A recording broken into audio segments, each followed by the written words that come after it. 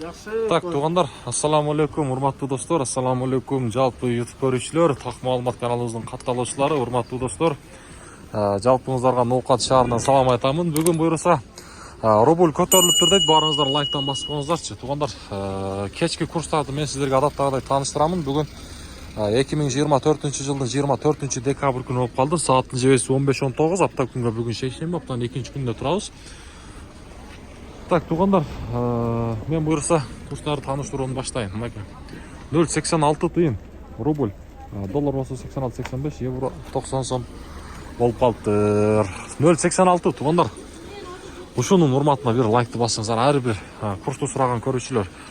Коммерциялык Кыргызстан банктан рубль 0,85 тыйын, доллар 86-85. Мынакей Доскарада банкта болсо, туғандар, сатып алуу боюнча айтайынчы, бул банкта рубль 0,855 тыйын экен.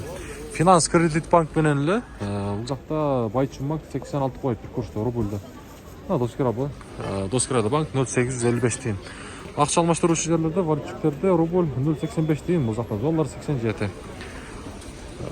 Тугандар, ушундай сиздерге курстун көтөрүлгөндөрүндү биз сиздерге сөзсүз түрдө колубуздан келишинче буюрса көрсөтүп турабыз. Алда биз менен бирге болуңуздар.